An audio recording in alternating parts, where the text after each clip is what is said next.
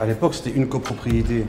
Le jour où il y a eu la scission, l'Assemblée générale de scission des copropriétés, certains propriétaires nous ont mandatés pour assister. Parce qu'il y avait pas mal de résolutions, et de la résolution numéro 1 à la 130, au bout d'un quart d'heure, c'était torché, par exemple. Et quand on se pointait, le syndic avait mandaté une compagnie de vigiles qui s'est mis à la porte. On se croyait en boîte de nuit. Et ils ne nous ont pas laissé rentrer. On n'est pas propriétaire non plus, on est une association de soutien. On a laissé faire, mais ils ont pris une société de vigiles, ils les ont mis devant la porte. Ils avaient le mot d'ordre de ne pas nous laisser rentrer, alors qu'on avait les mandats des propriétaires occupants qui nous disaient on ne comprend rien, allez-y nous représenter. Et ils nous ont laissé à la porte.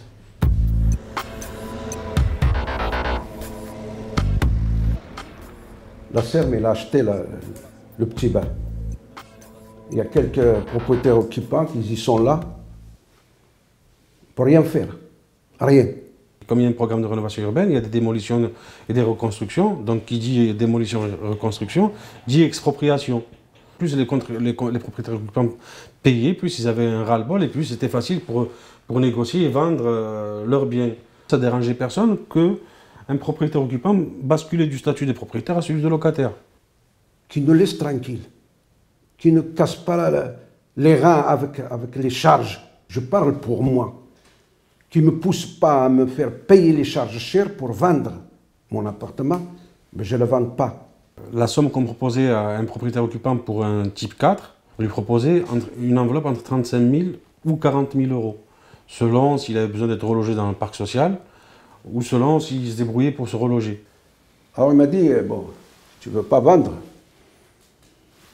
va s'arranger avec la Serme. Moi, je vous dis qu'il faut vendre, c'est tout. Moi, je lui dis, je vous dis que je ne vends pas, c'est tout. Les maux de ce quartier sont des problèmes sociaux. Ce sont des problèmes de l'ordre du mal logement, de l'ordre des gens victimes du marchand de sommeil et des gens en dehors et très éloignés de leurs droits. Ils nous ont fait ça exprès pour les appartements que ça coule. Je lui dis, je vais vendre ma maison. Alors la Serme, il te dit non, vous vendez à nous. Et la somme qu'on veut à nous. Alors vous croyez que ça c'est normal? Où on a vu ça? Ce qu'on a toujours préconisé dans ce processus de rénovation urbaine aux propriétaires occupants, c'est l'échange, c'est de ne pas vendre, c'est d'échanger.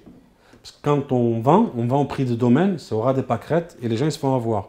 Par contre, quand on échange, avec la réhabilitation du quartier, ils pourront faire de la plus-value dans 10 ans, quoi.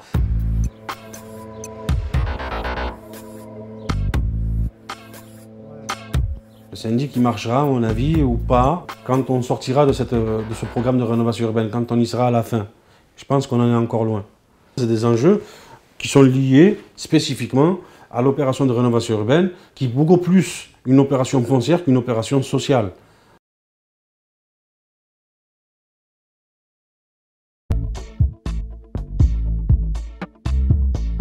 S'il y avait un système de gardiennage strict, il n'y aurait pas autant d'insécurité et autant de laisser-aller.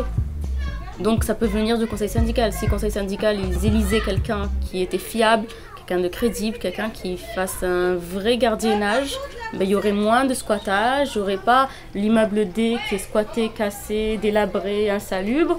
Voilà. On s'est regroupés pour former un nouveau conseil syndical.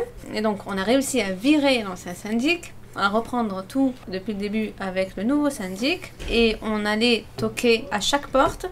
On faisait les étages un par un. On faisait le travail du gardien. C'est là qu'on a découvert le vol d'électricité, qu'on a découvert les poubelles du voisin du 8 qui il est descendu le poser de l'autre côté au 5e étage. C'est là qu'on a découvert beaucoup de choses, qu'on a découvert des squats dans les caves. Et la plupart des personnes du conseil syndical ont eu des représailles et sont sorties du conseil syndical. Du temps du syndic qui était là, qui était syndic bénévole rémunéré, on essayait de voir si parmi les propriétaires, il y avait des gens capables de surveiller le chantier qui connaissaient. Le contrôle des travaux, on a un tas de professionnels dans certains métiers du bâtiment ici. On a des chefs d'entreprise qui font de la couverture, des gens valables. On a plusieurs électriciens. Pour moi, je suis ancien dépanneur en ascenseur. Ces gens-là, ils ne comptent pas. Il y a un sentiment d'impuissance. Il y a une impuissance réelle. Il y a des comptes qui sont, je sais pas, les entreprises, je ne sais pas sur quels critères on les prend. Il ne faudrait pas que le conseil syndical soit à la solde du syndic. Et des gens qui sont derrière le syndic et qui étaient déjà derrière l'administrateur provisoire pour dire ce qu'il fallait faire à Pontcarral. Quand je vois commencer les parties communes, alors je ne dirais pas pour tous, parce qu'il y a énormément de propriétaires qui y habitent, je dis bien qui habitent, qui repeignent la cage d'escalier, ce qui est mon cas. Mais je ne suis pas le seul. Il y a énormément de gens qui prennent le rouleau, qui payent la peinture comme moi, et on peint la cage d'escalier. On répare les portes donnant sur le compteur de gaz ou sur les portes donnant sur les compteurs d'électricité. On les met en protection. On a fermé les compteurs électriques pour pas que les gens mettent de la drogue dedans ou des labres, c'est les compteurs électriques, vous voyez. Mais je ne suis pas le seul, hein. Il y a des gens qui font attention. Combien, je ne sais pas. On est quand même solidaires, oui. Je pense que sinon, ça serait encore plus délabré que ça. Et les gens, au fond d'eux, ils ont une grande envie de s'en sortir et de sortir de cette résidence qui, quand même, qui leur est chère quand même. Quand même.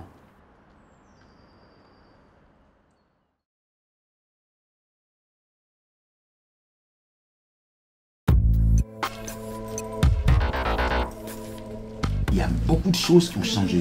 On s'est dit simplement qu'il fallait répartir, responsabiliser chacun. C'était une bonne façon de gagner. Et donc, on a donné des responsabilités à chacun, ce qui a fonctionné, mais à merveille. Donc, on a fait des équipes qu'on a... On s'est partagé en fait. On s'est partagé, on a délégué des responsabilités. Il y a qui s'occupe du dossier des travaux, il y a qui s'occupe des impayés. Maintenant, c'est moi que je fais la relation entre conseil syndical et propriétaire. Grâce à elle, on a pu se rendre compte que, en notre sein, au niveau du conseil, on a une personne qui travaille, qui a des responsabilités dans une société de nettoyage. On a dit pourquoi ne pas jouer là-dessus. Et donc, on a signé un contrat avec la personne à l'intérieur qui nous a mis à disposition un homme de ménage. Et avec lui, de 56 000 à 40 000, on gagne plus de 16 000 euros. L'origine de ce tournant, c'était Mme Hoffmann. Quel était son rôle? C'est une personne qui est retraitée. Elle a pris la copropriété en main et elle a eu du temps de pulcher tous les dossiers. Et elle a fait ça en premier pour son fils, mais après elle a commencé à faire ça pour tous les habitants de la copropriété qui ne peuvent pas avancer. Quand on a mis en place la structure et qu'on a commencé à lutter, à faire face aux situations réelles, on avait un gros problème d'impayés. On a essayé de trouver des arrangements avec les gens qui ont des retards de paiement ou des dettes vers la copro, de payer leurs charges en cours, d'accord. Par contre, étaler les dettes sur un an et demi. Ils ont vu le changement. Ils ont vu les changements dans la copropriété, ils ont vu que c'est tranquille, c'est propre. Et ça, il les a motivés de payer, de commencer à payer et régler leurs dettes, alors que ce n'était pas le cas avant. La fin de l'année dernière, à la fin de 2012, on a récupéré pratiquement 80 000 euros. Alors que l'ancien conseil syndical avait réussi à combien? Aucun, zéro. Quand on a pris le bâtiment, on avait plus de 200 000 euros d'impayés et on s'est battu. Et on est à combien maintenant 118, 120, 120 000. Et on espère encore descendre encore plus bas. Et les 120 000, c'est la grosse part revient aux bailleurs. Les autres propriétaires, on peut gérer, mais les bailleurs, c'est une grosse machine. Ils payent déjà 2 ou 3 mois après. Ils ont toute une structure qui nous échappe un petit peu. Et le troisième point qui plombait aussi la copropriété, c'était le chauffage avec Socram. La Socram nous a un petit peu pourri la vie. Et nous ponctionnait, on avait plus de 20 000 euros qui passaient tous les mois à sortir pour payer du chauffage. Nous, on a découvert pendant l'Assemblée générale qu'on était lié à des contrats de 99 ans. Vous imaginez? 99 ans. Nous, on a bondi au ciel. Pour nous, on trouve que c'est une aubaine que l'État, enfin, prenne ces bâtiments en charge. Si aujourd'hui ils nous accordent pourtant le plan de sauvegarde dans la ville, il paraît que dans tout le 93, on ne donne qu'un seul plan ou 2 plans qui sont accordés pour montrer que c'est une rareté.